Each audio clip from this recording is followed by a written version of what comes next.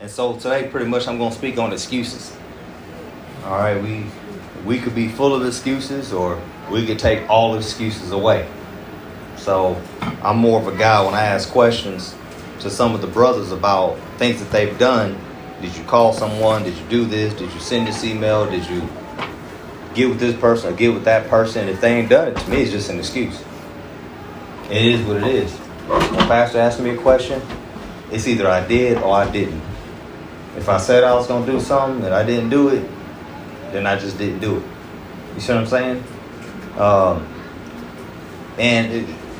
Me going up to Goshen really did a lot of good, because I was able to kind of get because all those guys up there, majority of them, if you ever hear Des talk, he always talk about football. Everything he liken it into football. It's like he take his life experience in football. It's just, it go right back to that.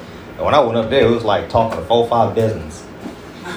So everything went to football, but I understood what they were saying, because, and this is what pastor speaks about, if you've ever been in a discipline, right? If you've ever been in some sort of discipline, and you could really see the discipline in guys in the military. I've seen them on a different level. It's just retarded.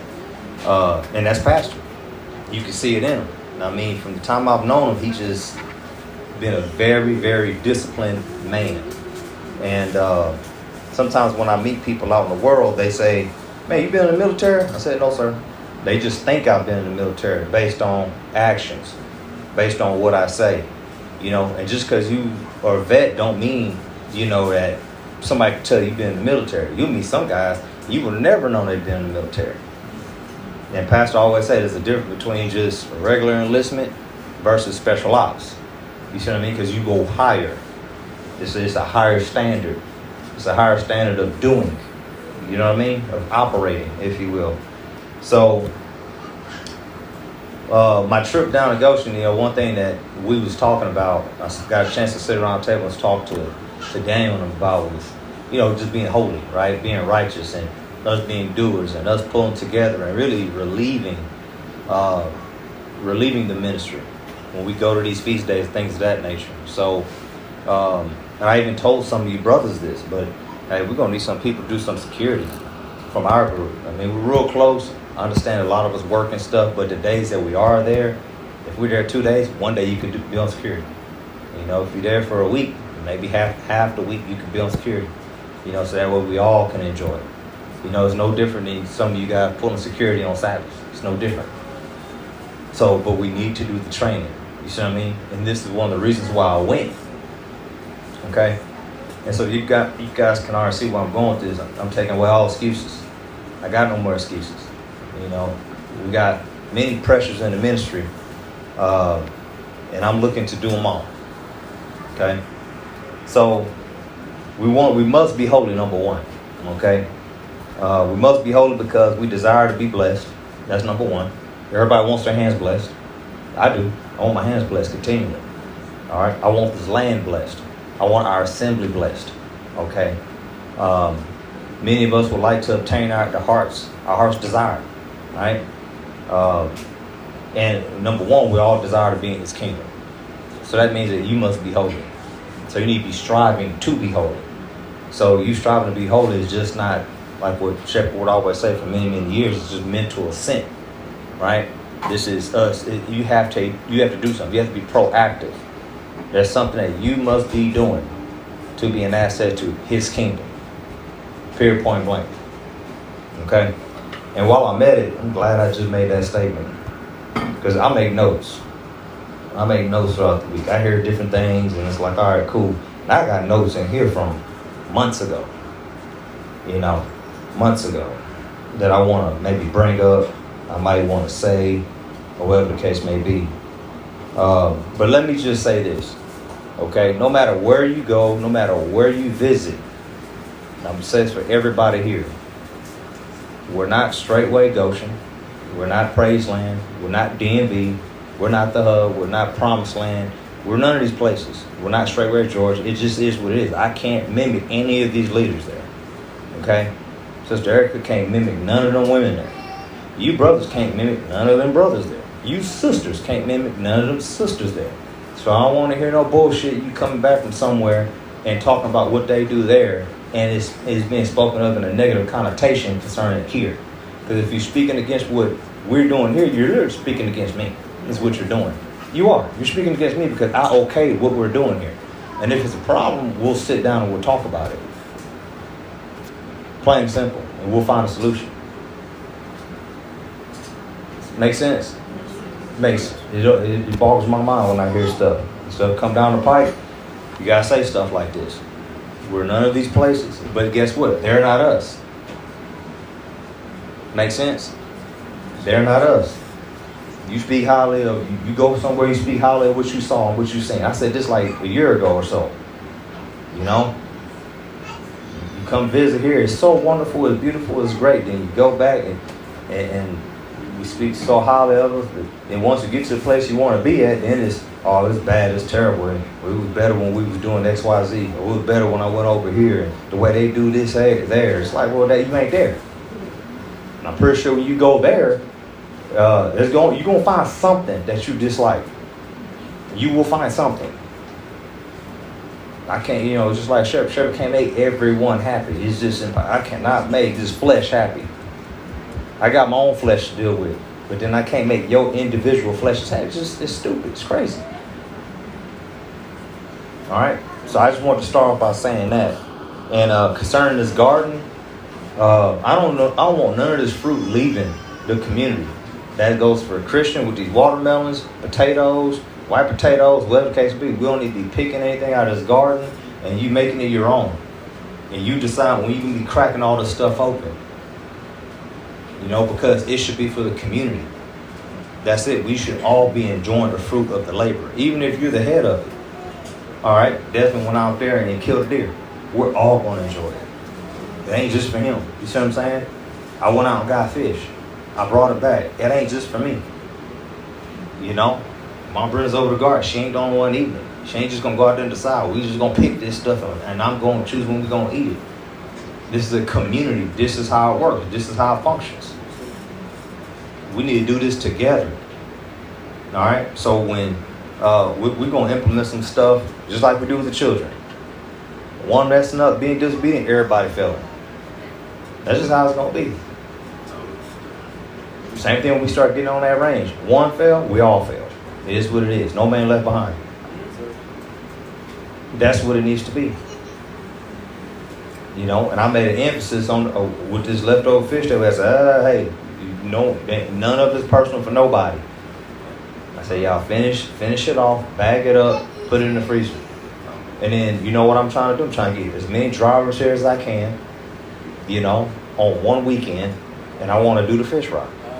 So they can all enjoy it. And then whoever's not here, we can put some aside for them.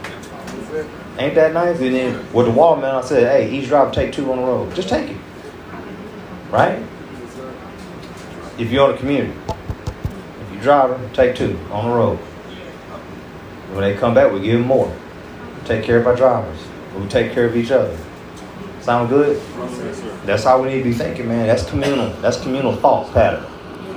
So we shouldn't be in limbo. I'm walking up on the deck and I'm hearing, they cracked open watermelon. And what are we doing with the watermelon? I'm like, what? Why are we cracking open watermelons? We just keep cracking them open? I'm tasting them. Man, the hell with you tasting them? You show eating them up and then you sharing them with whoever you choose. There ain't even nobody up here. We ain't doing that. So, but this is the reason for stewardship. It is what it is, man. All right. And last but not least, we must be holy because we love him, we want to please him. That should be the ultimate reason why we're pressing to be holy. And you could be very unholy with your mouth. And that's why I'm saying what I'm saying. You're speaking a negative connotation. You may not call it negative, but if you ain't speaking positive about here, then that's a problem. That's negative. So we're not going to be blessed in your mouth and your speech. I keep saying it. If I walk away, hey, Dad's got it, y'all. He hitting it up today. Or sometimes I leave, I say, hey, Joseph, you the man. You got the juice, bro. And I walk away. Well, just hear what the man's saying.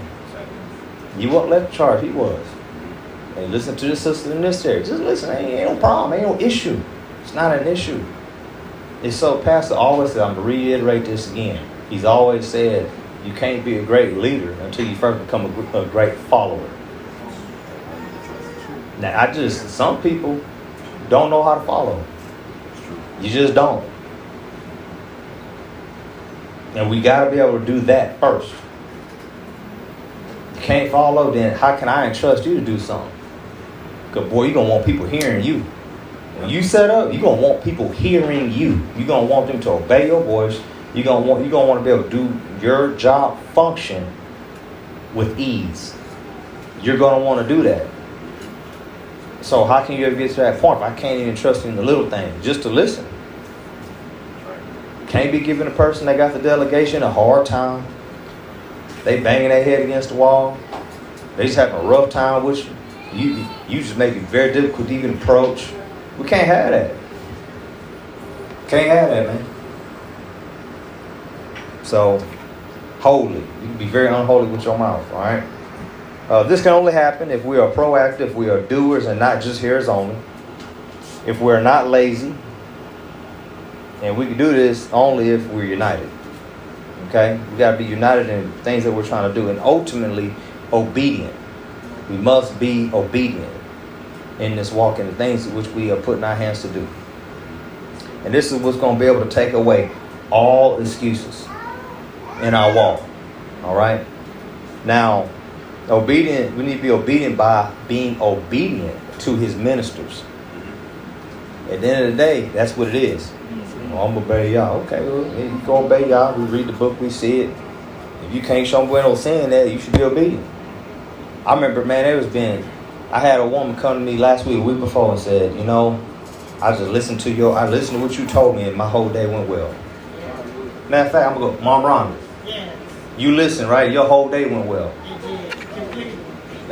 Was I rude and mean when I told you what to do? No, you was not. I just gave you some instruction, right? Yes, sir. And you said, got it. She went and did it. She wanted to come here. No, she went and did what I told her to do. Yeah. And her whole day went well. Her whole day went well, bro. And we know what the law says, man. You got a matter, man, that arises and you can't deal with it. You bring it before the elders. They tell you what to do. You're not supposed to go presumptuously against that word. And she just said, bet, I'm going to just do it. And it just went well. You got other brothers and sisters, they never listen. And shit don't ever go well with them. They still wonder why they can't get ahead. Here's what it is, man. But being obedient to his ministers, so that's pastors, that's elders, teachers, deacons, and even heads. Okay? And myself and Danny, what we did last weekend when I was over there, me and him was talking, right? And we were speaking about being leaders in the ministry. And I mentioned something along the lines of I need Jesus too. And he also mentioned something along the lines of making these judgments and things of that nature or whatever. And some of the brothers, all of them, was like, man, would help us brothers out. Meaning the brethren that are under him. Like, help us out, man. Because they see certain things happening. Dad's always telling me, I just feel bad for you. He's just like, man, he be hearing stuff and saying stuff. Like, I just feel bad for you. And so I told him, I said, they said, well, how are we supposed to be feeling? How are we supposed to be acting? How are we supposed to move? We're supposed to be our reactions. And I was just like, just keeping it 100. At the end of the day, the reason why he is functioning in so much temperance because he got to. At the end of the day, there's a greater condemnation. You can just be mad and angry and cuss the brother out, be ignorant with the brother, whatever the case may be, but nothing's going forward when you're saying something. See, pastor be real slow making judgments and making moves. He just wait, he just hold. He just holding, and it's just such great temperance that you see. All of these, you see it. I be holding, and then we just finally got to say something. And y'all brothers heard me like last week, the week before, tell another brother out here, don't make me pull a judgment. Because once I speak, that's it. I'm in debt to my words. I got to go through with it. It is what it is. And I don't ever want to get to that point. But all these, it's just going to be warnings. And see, you're going to keep getting these warnings. You're going to keep getting these warnings and keep getting these warnings before that destruction comes. You see, that's all you're going to do is get all these warnings. I know it ain't for you. It's for that brother over there. It's for that sister over there. If you talking about that sister over there, man, you need to be speaking. You need to be, everything you hear that come from any minister is for you. That's how it should be processed in your mind. But at the end of the day, people will have problems with the judgments which the leaders may pass, right? And you don't even know anything about the matter and what's going on. It was done behind closed doors. We pass the judgment. The brother and sister may be gone. Maybe they might still be around, but you all been out of shape. Then you want to call around and you so focused on that brother, you so focused on that sister, you focused on their children. Ain't none of your business, man. At the end of the day, these leaders need Jesus too. Meaning that we ain't about to just pass something and it's real simple. No, man, there's a greater combination that come with it. Literally gonna be judged for what we are judging. You see what I mean? We want to be righteous as well. So it's about red team. It's about vehemently disagreeing with each other if we feel something's off. It's about accountability. And we do that. Truly do. So, now I'm getting to this pressure. All right. So we got the head leader, Pastor Dow. He's applied pressure in many, many areas. Okay. And I'm going to read the book of Romans, start at verse 13. Book of Romans, chapter 11, verse 13. It says, "For I speak to you Gentiles," right? "Inasmuch as I am the apostle of the Gentiles, I magnify mine office." 14 says, "If by any means I may provoke to emulation them which are my flesh, and might save some of them." Okay, so you ever heard, even in the word where it talks about provoking even unto good works? So he's talking about this provoking. Now, emulation is, I'm provoking to emulation, meaning to jealousy, to excite rivalries, to stimulate, to press you, to push you, to prick you, to get you. It's what you do with a horse. You kind of trying to get that horse to move. You bring that whip out there, we out there clapping at the birds. We're trying to get them to get on in. Trying to put them up for the night or something like that. Animals. See, what are we sheep. There's provoking going on. The rod and the staff provoking us to move in a certain way, right? So, and the focus that I looked at here was might save some of them. Okay, so Shepherd be getting out there. He put these lures out. He put these pressures out, right? And he talks about, we have pressure to assemble together. That's home fellowships, buying land, right? Communities, mutual assistance groups, things that he's been saying this for forever. That's pressure. That's provoking. He's talking about it. He's speaking about it in so many different ways. He puts it in so many different ways. To do what? To provoke, to press, right? To push, for us to move in this direction. He may speak about us brothers or men overall in the ministry in a certain fashion, but what is it for? It's to shine a light on it for us to be provoked to go in these areas. All right.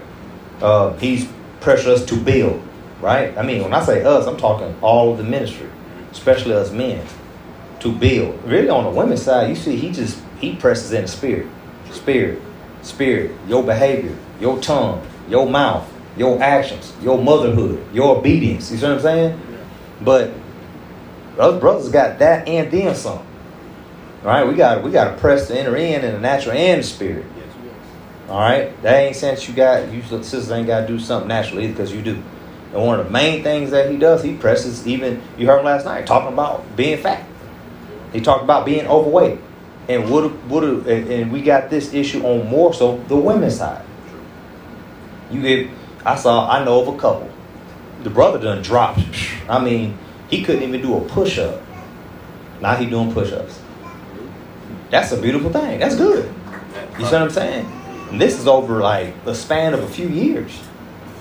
What the wife doing? Still in the same state. Now they were fat. Now she just fat. You see what I'm saying? What do you think that does to his mind? You see what I mean? What do you think that does to his mind? So, but he spoke on this. Now, you have to ask yourself, is this for my benefit or is this to my detriment? I know, you got an excuse. You're just going to gorge yourself after death. And people tell you, they keep reminding you, they keep speaking to you, they keep talking to you, they keep poking and prodding and trying to get you to move in this direction. And after a while, you become just like one of these heathens.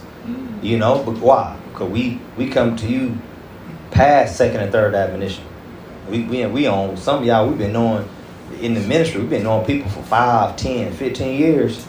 And we still admonishing them here and there. In these areas. All right, and yeah, you might like somebody in the spirit, but they may be a bad example to you in another area. But because you exalt them over in this one area, you want to exalt them across the board. Because there's something that y'all match up with. You know, I'm gonna stick with the overweight thing. Oh, the spirit's so good. Well, they fat just like you though. They eat just like you too. You see what I'm saying? Oh man, boy, they train. Yeah, they train, boy, but they can't build worth a damn. You know what I mean? You see, that's what you do. You match it up. Oh man, master hunter, man, but boy, he can't fix nothing. Well, he's spiritually inept, right? Boy, he hunt. Boy, he get it. He hunt. Man, boy, he fish. But we fail in these other areas. Man, some time ago, Pastor Cord came out with a video. He showed pretty much his living room, and he was teaching his children. Remember that? And he talked about. He had like a list. He had like number 1 through whatever. He talked about all these different things, and these were numbers of hats, right? And he says, "Man, okay, I'm a pastor, I'm a father, I'm a husband, I'm this, I'm that, I'm a business owner." He's went down the list. He said, "I can't be selling these. I'm unbalanced. I got to be balanced across the board, 1 through 10." I'm a great father, man, but I suck as a husband. You lift your husband game up. You know what I mean? I'm a great brother. But, you know, shoot, I'm not a good father. I don't know. You see what I'm saying? The idea is to work on being balanced in every area. Not just part of it. That's how we're going to be a well-oiled machine, man. All right? So, the shepherd also, I mean, think about when he talks about assembling together. You got people that just forsake the assembly. They can't even, you got them in the same, man, who just spoke on this live? You got folks right down the road, can't even come fellowship. You got boys 3-4 hours away come to fellowship. Can't even assemble. What kind of spirit is that? All right, on the building front, Pastor, oh yeah, y'all can't build, right? He talked about his man, I guess. You know, he even talked about the sisters, like, boy, I ain't gonna build. Your husband can't even build you nothing. He can't, you know, y'all ain't gonna be safe. Brothers can't even put a roof over your head. You know, that's how he speaks. What do you think that does to the man's mind? Sure, I gotta get on it, right? Okay, planting, growing. That's pressure in that area. Plant, grow, right? Prep, mylar bag, can, things of that nature. We need to be able to get that up. You know, we need to have a storehouse. We need to do these things. But these are the many pressures that we have, right? Okay. You got pressure to hunt. You can't go out there and get it. Pastor talked about it last year, leading up to this year. What do we do all year? We prepped, right? Uncle Willie just kept talking about it. Des kept researching and learning more and more, talking to Uncle Willie, setting up deer blinds, setting up deer cameras and stuff like that. Everybody watching videos on how to gut these things out. And, you see what I mean? Because we got to know how to do it. It's a skill. It's a skill that we got to learn, that we got to do. Then it was pressure fishing. I mean, training, right? You got to be able to protect what you build. You got to be able to protect what you growing. You got to be able to protect your livestock, protect your families. Use that Amish guy as an example of just watching his family get raped. Don't make no sense, man. Shoot, hey, we ain't got to worry about it. Our sister's going to be shooting in, and we going to be shooting. This is going to be all of us. All right? He big on being fit and being healthy. That just goes back to being overweight. Him and Summer made videos, right? I mean, they even got it down to the blood. What's your blood type? And eating that way. I mean, they got it down. You know? And the list goes on. So I wanted to point out the pressures that we have, right? And what do we have in all these different areas? Excuses. That's what we got. We have excuses for not moving forward. We got excuses for not doing certain things. We got excuses for whatever. That don't mean you ain't working on it in certain areas, but over a period of time, man, think about it, you've been in the ministry for 5 years and you ain't done many of these things. It's kind of like, man, what are you listening to, right? You've been in the ministry all this time. You still have problems being a wife. You still can't teach children. They still got bad behavior. I mean, the list just goes on. You know. All right. So what I've noticed, right, is that in a few of these areas, people excel, but by choice, other areas are neglected. But it's a choice though, right? Well, you know, we ain't got money like that. Well, you know, we don't got this, and this, and this. Well, we'll get there one day. It's just excuses. It's, you know what I mean? Well, I don't have that. I'm just not interested in that. Well, you better get interested. I have no interest in animals, but I'm just out there grabbing fish. I'm out there just, okay, damn, I'm out there trying to get my hands dirty with the deer. You know, I told McDowell when I go drop the power trowel off next week, I'm coming back by. And all I'm doing is I'm just going out to these stores is what I'm doing. I'm looking at stuff. You know, I'm looking at things. And it takes me back to when I used to work at Walmart in the sporting goods department. I used to sell fishing license. I used to sell hunting license. I even know the process to sell a gun. I used to have to call in and do a background check on everybody before they walked out. Call a manager. Go to the back. Unlock the gun room. Grab the gun. Manager had to walk them out. And they had to walk out the bullets separate. They had to come back in the store to buy the bullets. We ain't about to give you both. You had to walk out and come back in. But that's huge though. You neglect it on purpose. Certain areas on purpose. I'm a spiritual dynamo. I build. I'll go hunting. But man, I like eating.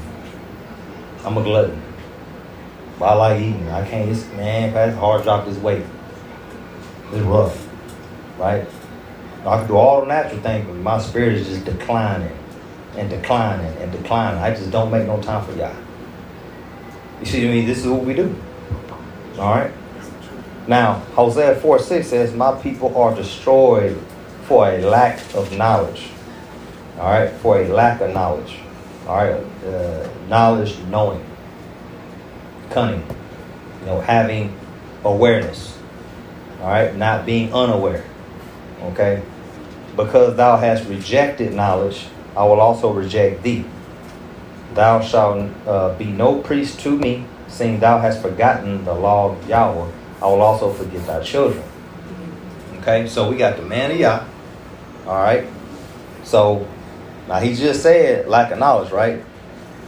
All right, Jeremiah 3:15. I will give you pastors according to my heart, which shall feed you with knowledge and understanding. So this is what we got to pass Charles down. This is what he's saying we need to be doing. And we just continue to make excuses for not doing it. We continue to make excuses for not getting our spirit right. For still bickering over bullshit.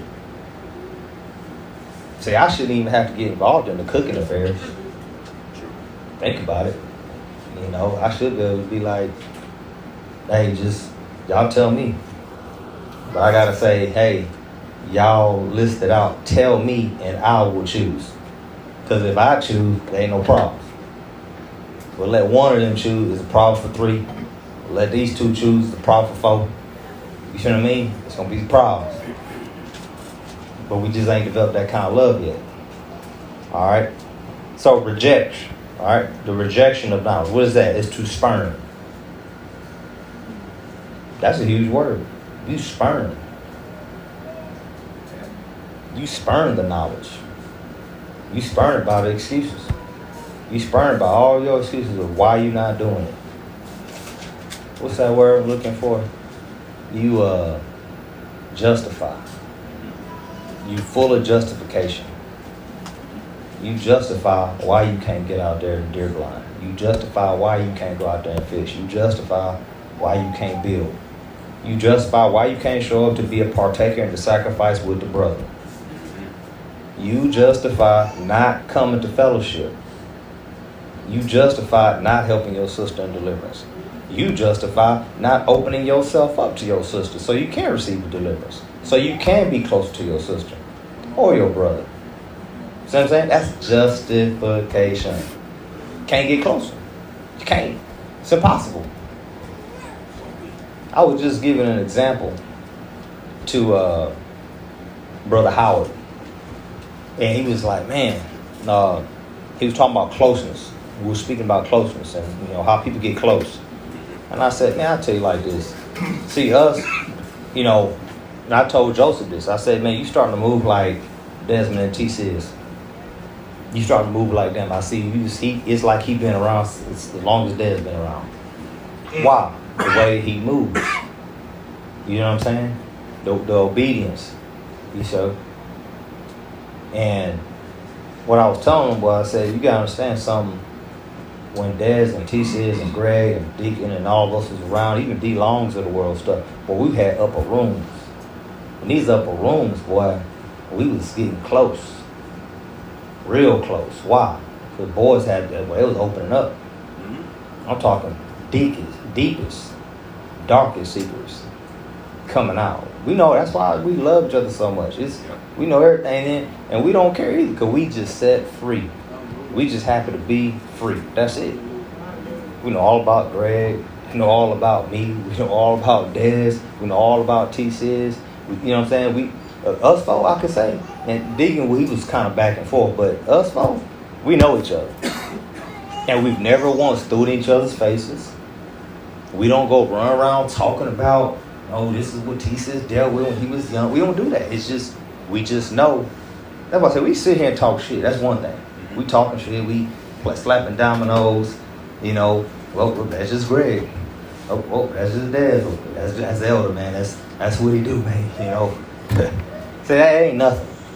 We talking about stuff that gonna hurt. We talking about deep. We know about each other. And to help your brother overcome, can't beat it, man. You can't beat that.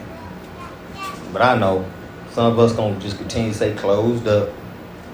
You know, I just hold it within. I got it. I'm good. So as long as you keep being good to yourself, you're going to stay to yourself. That's how it's going to be. You won't be able to join in with everyone. You won't be able to join in with the tribe. You holding yourself from being a true tribe. You see what I'm saying? So, all these excuses, you got to stop them. All right? So, Pastor always makes a statement that you will only go as far as your leader go. So all these things I've been saying, that's why y'all see me, I'm going to Goshen. All right. Turn right back around. Who the fisherman? I said, I don't care. I don't do that. I called McNabb. I called Brett, Scott. I was going to reach out to Elder Becker, but it just stopped with McNabb and Brett. So I'm like, all right. Because they talking about taking the boat out on Thursday. I'm like, shoot, I'll go out there. But McNabb said, well, we'll see. But they was already taking the boat out. You know, communication was a little off. But we ended up going to the dam 2 days in a row. I'm glad I went 2 days in a row. But guess what I'm trying to do now? I'm trying to go out on a boat.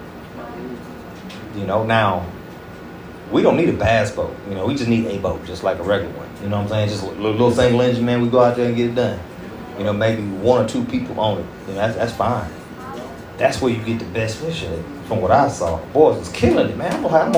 We on the dock, not the dock area, but what do you call that? The bank. We on the bank, man. We throwing it out there. We catching something, but man, them boys came up on the boat, slid up in there. Dude, he just literally dropped the line like this. Catch them. He went right to where they was. He turned the engine off and he drifted towards them. Because it's, you know, you kind of calm it down. They just drifted over him and just dropped the line. Man, they was catching them. I'm like, man, we got to get a boat. First thing I thought about, we got to get a boat. We got to get that, man. So, but you can fish year round. And, but he's making statements like this for our good, not for our bad. But that's for you to know up here. So every time you feel like he beating up on sisters, he beating up on us men, he ain't letting up. You know, he's exalting one community in this area, one community in that area. Man, we should be seeking to be well-rounded. And that's what I'm seeking for. I'm seeking for us to be well-rounded. I want us to have a spirit. I want us to naturally do things. I want us to hit it in every area. You know, I want this place to be a one-stop shop. Literally. I'm trying to be as close to straightway hub as possible. I want people to be able to come here just like they go there. Now I know that we a little far off on the natural front, you know, because of infrastructure, but I believe we can get there. And you should believe we can get there too.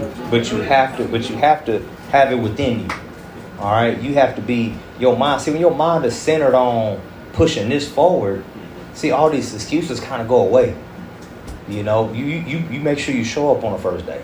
You show up in the middle of the week. You do this because it's just, it ain't no question. It's like, I'm just in it.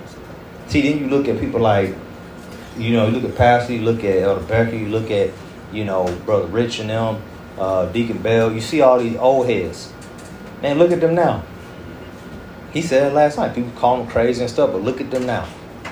Look how they living. Look how they functioning. You know, look at the things they're able to have. And you saw they 2 boats they got. That's just beautiful.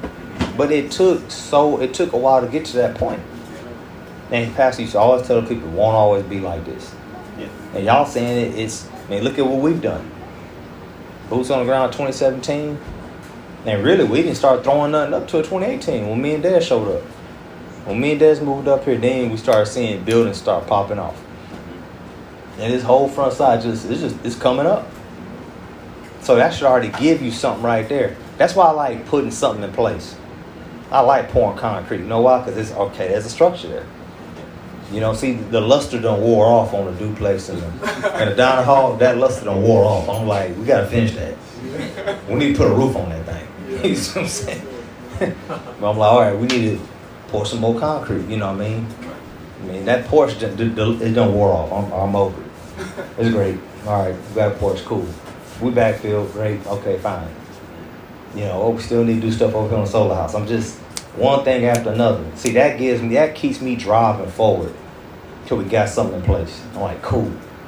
I tell them drivers, y'all come off the road, man. Y'all need to be saying, show me what y'all been up to. You should want to know. Take me on a tour. Let's go for a walk. You should want to see this type of stuff. All right? But Pastor is a steward, and that's what y'all got to remember, okay? So Philippians chapter 2, verse 20, it says, for I have no man like-minded who will naturally care for your state. All right? It says, for all seek their own, not the things which are Christ Jesus. All right? So it's very contrary to, like, let's say, for instance, the book of Maccabees, where everybody was out trying to get themselves a name. I want to get me a name. They're going out to war, but they, you know, half these men's focus was get me a name. You know, but why not just stay in your lane and help us win the battle? But I'm gonna get me a name. You know, I'm gonna run out before they're gonna see me slay this dude. And they're gonna be like, yeah, Joseph did it. That's right. Now Joseph, he famed. It's like whatever. You know, forget the name part. But it's a stewardship. All right. So this is why he's saying these things, and we don't need to have excuses for each and every last one of these things. We need to be pressing to actually do these things because we know they're for our good. Okay. 1 Timothy 1. All right. Not 1 Timothy. Titus 1, verse 7 through 9. All right. 1, 7 through 9 says, for a bishop and overseer must be blameless as the steward, because he's a steward, right? Governor, manager, chamberlain, all right, of Yahweh. All right, so this is what we need to really have in our mind. So when the ministers of Yah speak, especially when you see us taking a while to answer you, we're really trying to give a righteous answer. We're really trying to do the righteous thing. We're trying to do the holy thing. You know, when we're answering too quick, sometimes I literally say, remind me, come back later. You know why? I'm just kind of mulling it over in my mind is what I'm doing. I'm trying to check in the spirit. Is this good? Is it bad? Is this devilish? Is this whatever? Even my wife, she asked me a question 2 days ago. You know, and I just told her, it don't matter to me. You know, this is what I was thinking, but, you know, we'll talk when I get back. Get back, she asked me, I said, that's fine, it's okay. Because really, after I thought about it, and I mulled it over, hey, the righteous thing is this avenue.